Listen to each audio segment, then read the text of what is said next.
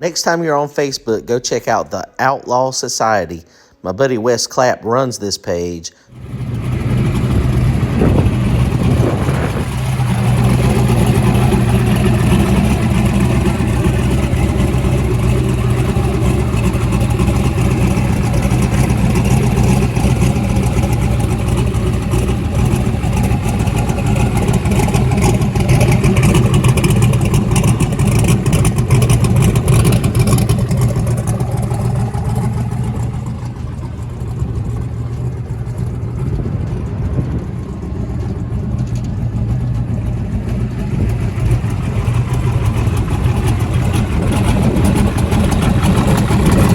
What's happening, guys? We're out here at Roxborough Motorsports Park.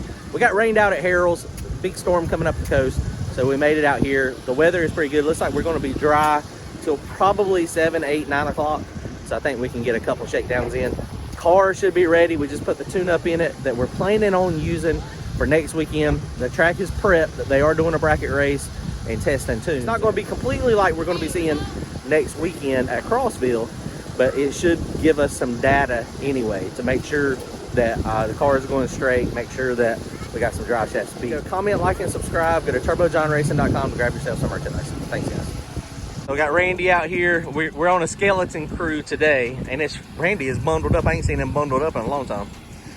But all that lead we take during the year. It is cold. It is. It's starting to warm up a little bit though. So we got all our weight back here. So we just gotta snug all that stuff down. I didn't have enough nuts when I got it in the car, so we got to do that. Otherwise, the car is ready to tune up. I mean, we're just going to leave soft and, you know, pour in the power to it. We got all the travel up here in the front. I did raise the back of the car up a little bit. It was pretty sagging down, so it's still got a lot of rake to it, but it's kind of hard to get in and out of. It's kind of like a four-wheel drive. Engine wise, you know, everything seems to be fine up here. We should be good to go here, and so hopefully we'll get some good data. We're just going to try to make a couple passes. Lots of cars out here, bracket race.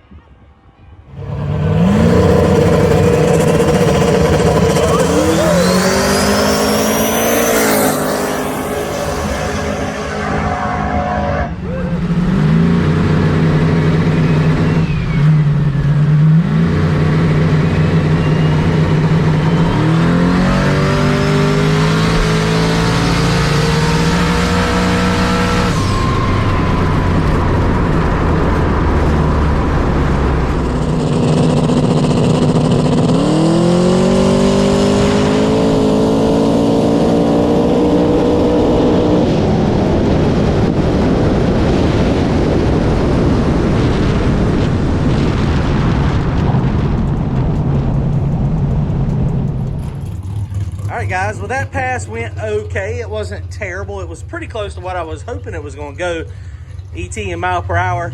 60 foot might have been a little strong for what we're going to need this weekend, so we're going to probably just leave it the same right now. We did get some good data on the drive shaft curve, so that's a good thing. So I think we're going to be okay. It drove left pretty hard, so we just done an anti-roll bar adjustment. Hopefully the anti-roll bar adjustment will help it. I went a turn and a quarter longer on the driver's side. We're gonna go up, we're gonna make one more pass. We'll see what happens.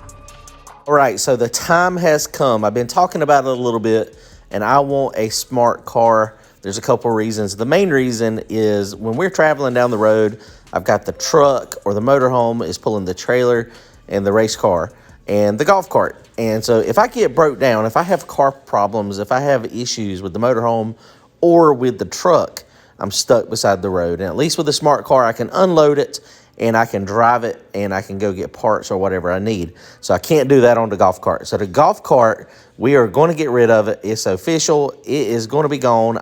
If you'd like to own this one-of-a-kind golf cart, as soon as this video is over, head on over to Facebook and go to the Turbo John Racing Group so you can get all the details of this once-in-a-lifetime offer.